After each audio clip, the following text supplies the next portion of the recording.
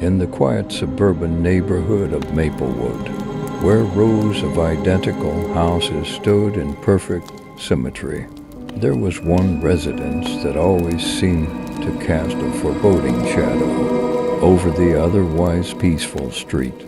The house at 13 Blackthorn Lane had a mysterious aura that sent shivers down the spines of those who dared to glance its way. Its windows were perpetually shrouded in darkness, as if the sun itself feared to penetrate the gloom within. The neighbors, a tight-knit community that took pride in their well-maintained lawns and friendly gatherings, had always been wary of the occupants of 13 Blackthorn Lane. Rumors circulated like wildfire through the grapevine, each one more spine-chilling than the last. Some whispered of strange, otherworldly sounds echoing from the depths of the house at the stroke of midnight, while others claimed to have seen eerie, flickering lights that danced behind the tightly drawn curtains. But the most unsettling rumor of all concerned the reclusive inhabitants themselves, a family of 3, rarely seen venturing beyond the confines of their ominous abode. The father, Mr. Nathaniel Blackwood, was said to be a man of few words, his gaunt face hidden beneath a tangle of unkempt hair. Mrs. Agatha Blackwood, the mother, was a shadowy figure glimpsed only fleetingly through the windows, her eyes devoid of any discernible emotion. Their daughter, Emily, was a ghostly presence, her pale face haunting the nightmares of the local children who dared to steal glances through the wrought iron gate. One fateful evening, as an unnatural fog rolled in, settling like a shroud over Maplewood, the neighbors decided to confront the mystery that lurked behind 13 Blackthorn Lane. A group of brave souls gathered at the entrance, their uneasy glances exchanged in the dim light of the flickering street lamp. With a collective breath, they approached the foreboding front door, its peeling paint a testament to the years of neglect. A sharp rap echoed through the stillness, and after an agonizing moment, the door creaked open, revealing a yawning blackness within. The air grew thick with a suffocating tension. As the neighbors cautiously stepped inside, the musty odor of antiquity hung in the air, and the only sound was the echoing footsteps. On the creaking floorboards, the walls seemed to close in, adorned with faded portraits that watched their every move. As they delved deeper into the house's heart, the shadows seemed to come alive, dancing and whispering malevolently. A cold breeze whispered through the halls, extinguishing the lanterns the group had brought with them. Panic set in as the darkness enveloped them, and the neighbors felt an otherworldly presence closing in. Just as the group was on the verge of retreat, a blood-curdling scream shattered the silence. They stumbled upon a hidden chamber, adorned with macabre symbols and flickering candles. In the center of the room lay a decrepit figure, writhing in agony. It was Emily Blackwood, her hollow eyes meeting theirs with a gaze that seemed to pierce their very souls. With a voice that echoed from the depths of despair, Emily revealed the dark secret that bound her family to the Alcorst house generations ago. Her ancestors had dabbled in forbidden rituals, summoning malevolent entities that now clung to the Blackwood lineage. The family had become unwilling hosts to these vengeful spirits, trapped in a never-ending cycle of torment. The family had become unwilling hosts to these vengeful spirits, trapped in a never-ending cycle of torment. As the neighbors recoiled in horror, the shadows closed in, whispering promises of doom and despair. The very walls seemed to groan with the weight of the unspeakable horrors that lurked within. The once curious neighbors fled the Alcorst house, their minds forever scarred by the nightmarish revelation. From that day forward, 13 Blackthorn Lane stood as a chilling reminder of the darkness that could lurk behind even the most ordinary facadas. The once thriving neighborhood became a place of hushed whispers and furtive glances as the spectral shadows of the Blackwood family continued to cast a long and terrifying legacy over Maplewood.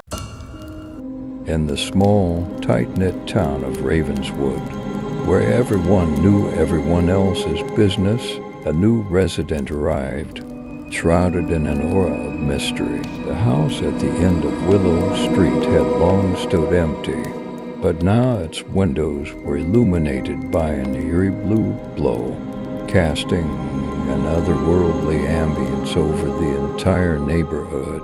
The stranger, known only as Mr. Blackthorn, moved in under the cover of night, his arrival marked by the sound of heavy furniture being dragged across the floor.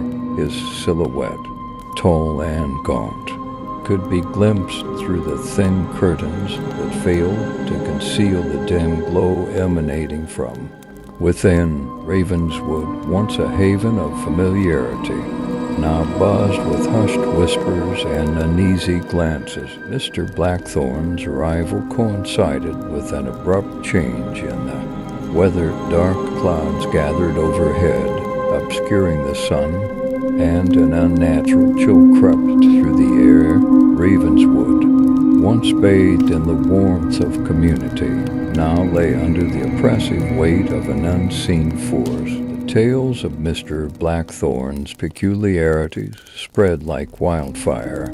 He was seldom seen during the day, emerging only under the cloak of night.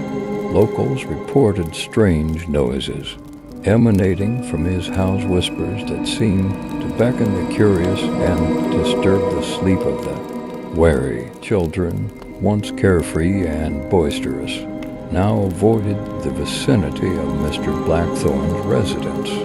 Rumors of pets going missing fueled the neighborhood's fear, and an air of unease settled over Ravenswood like a thick fog. The once vibrant town square, the heart of community gatherings, now stood eerily silent, as if nature itself recoiled from the dark energy that lingered. One stormy night, a group of adventurous teenagers decided to investigate the enigmatic Mr. Blackthorn. Armed with flashlights and an unwavering resolve, they approached the foreboding house. The wind howled through the skeletal branches overhead, as if warning them to turn back, but their curiosity propelled them forward. The front door groaned as it swung open, revealing an impenetrable darkness within. Reluctantly, the teenagers stepped over the threshold,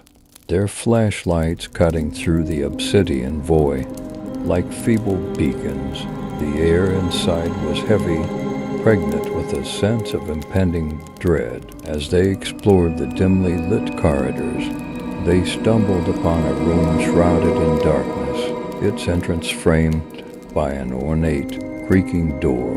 Intricate symbols adorned the walls, seemingly pulsating with an otherworldly energy. The whispers, once distant and indistinct, now coalesced into audible words, a language unknown to the ears of the living. Suddenly, the door slammed shut behind them, enveloping the room in total darkness. The teenagers fumbled for their flashlights, panic settling in as an unsettling presence made itself known. Whispers turned into guttural growls, and the temperature in the room plummeted, the air thickening with an unnatural chill. As the flashlights flickered back to life, the room was revealed to be adorned with peculiar artifacts, ancient relics that seemed to bridge the gap between the living and the dead.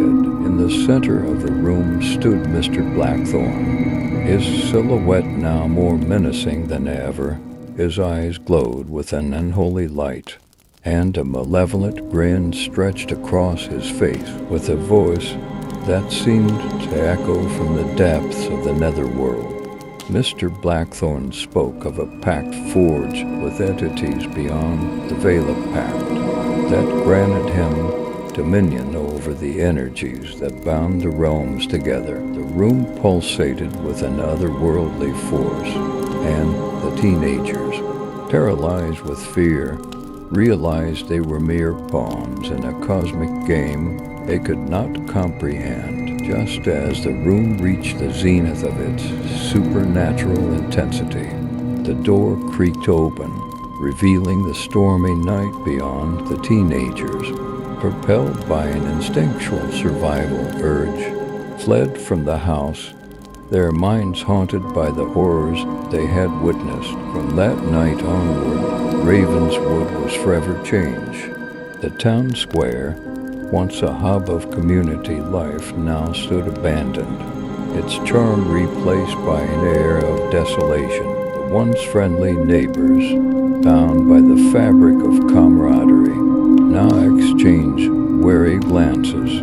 The trust that had once thrived among them shattered by the malevolent force that had infiltrated their midst. Mr. Blackthorn's house, now a symbol of the town's descent into darkness, stood as a haunted monument to the cosmic secrets that lurked beneath the surface of reality. The whispers, now carried by the mournful wind that swept through the empty streets, served as a chilling reminder that some neighbors are not what they seem, and some mysteries are better left unsolved. Ravenswood, once a haven of normalcy, now teetered on the precipice of the supernatural, forever changed by the arrival of its enigmatic and terrifying new resident.